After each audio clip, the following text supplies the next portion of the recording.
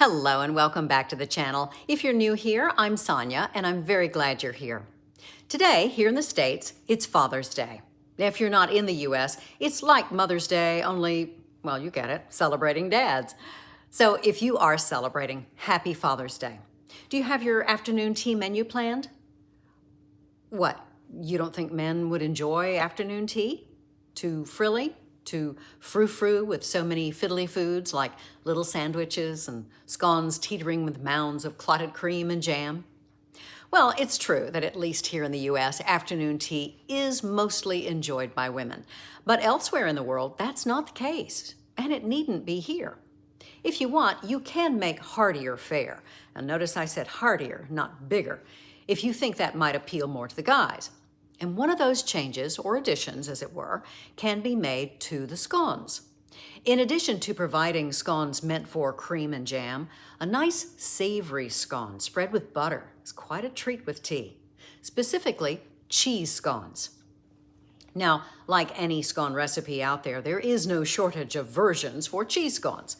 And one reason is because you can add or leave out various ingredients. You can vary the flavor with herbs, add onions, bacon, mix different cheeses. It's really up to you. But here is a simple recipe that I like. First, preheat your oven to 430 degrees Fahrenheit, that's 220 degrees Celsius, or gas mark 7.5. Now, line a baking tray with parchment paper. This should make 6 to even 8 scones depending on the size of your cutter, so you don't need a very large tray. Set it aside. So you'll need 225 grams or 1.5 cups of all-purpose flour, 2 teaspoons of baking powder, 50 grams, about 2 ounces of cold butter, in this case salted butter that I have cubed, then 60 milliliters or about 1/4 cup of cold milk. Whole milk does work best in this recipe. 60 milliliters or 1/4 cup of cold water, and then 1/2 teaspoon of Dijon mustard. Now, mustard brings out the cheesy flavor.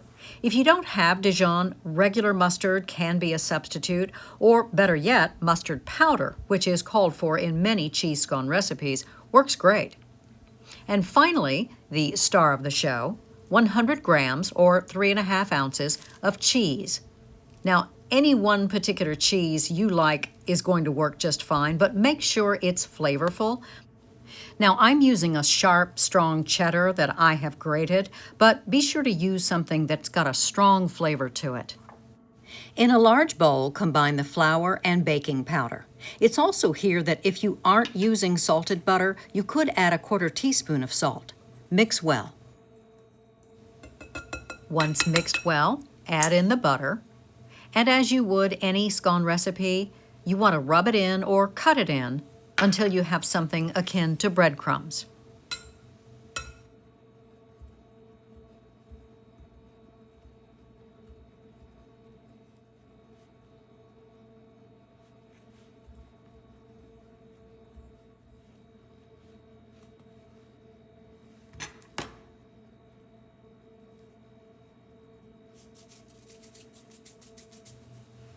Now add the grated cheese and lightly mix it in.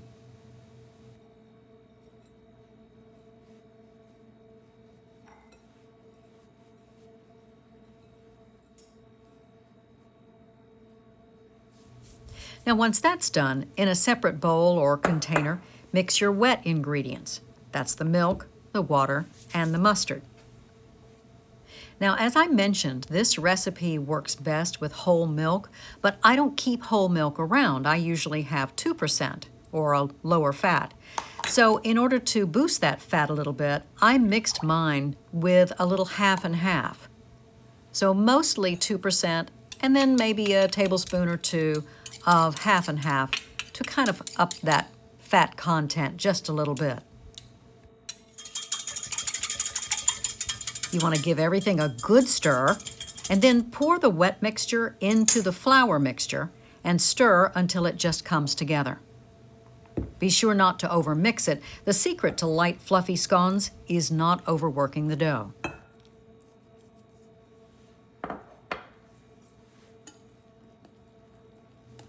Now you may find that this is a drier dough than most scone mixes, but just keep working. It will come together.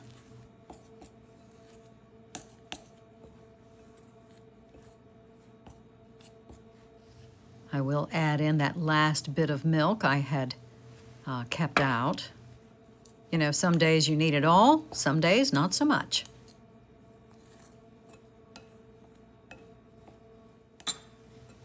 And don't be afraid to get your hands in it. That will help it all come together.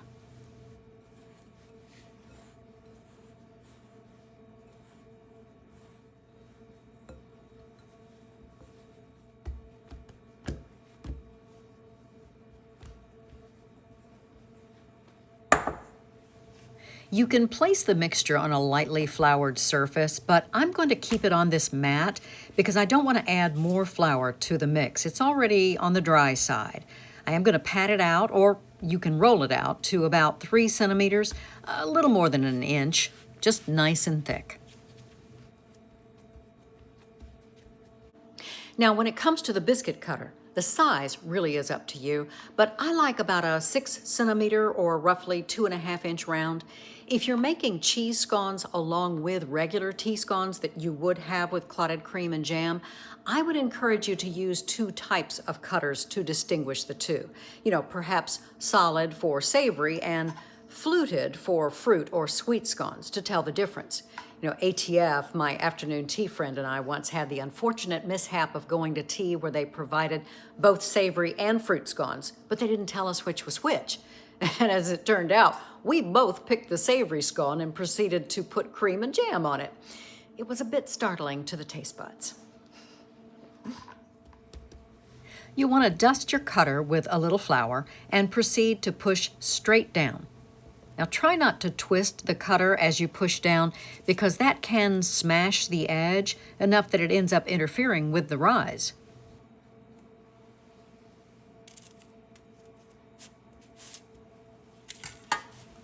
You can see that I have these a comfortable distance on the tray. There's no need to put them right next to each other. I'm going to get about 6 scones out of this dough. Had I patted it down, made it thinner, then I would get probably closer to the 8 I had mentioned. You do you. I like a thick scone myself.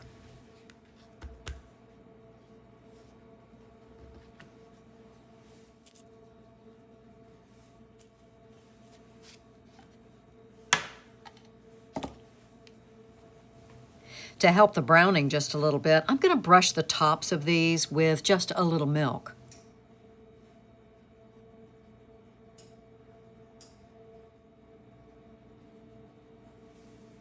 And you don't have to do this, but I actually grated just a little extra cheese, and I'm going to sprinkle that on top. It gives an added touch of cheesiness to them.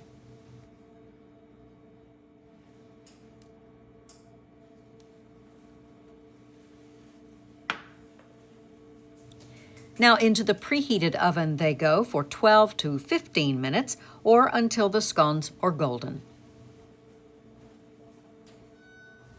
Mine went a full 15 minutes, and here they are.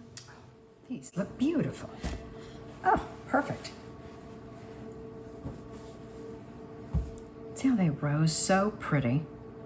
And the cheese, of course, is twofold. Not only does it look pretty, but it also lets people know if you have 2 kinds of scones on the table, it lets them know that these are the savory ones. Now let's let those cool for a minute. Now let's make some tea.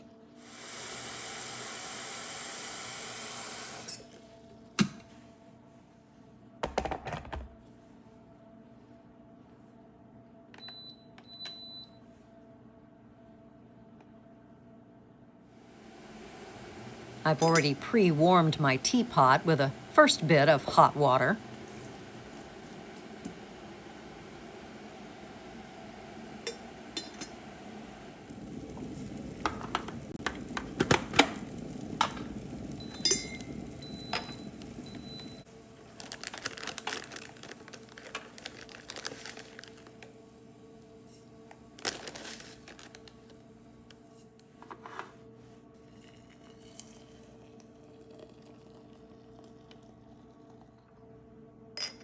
And I'll let that steep for a few minutes while I get everything ready.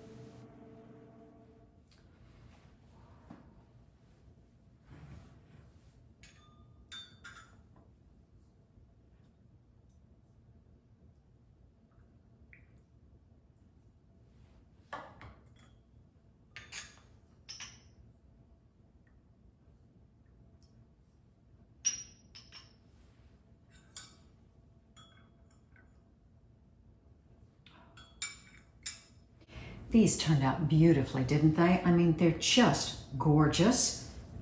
They rose really well. They just look perfect. Let's break one open and see what it looks like. Oh, beautiful. Can you see that? That is just perfectly baked. You can see the cheese through it.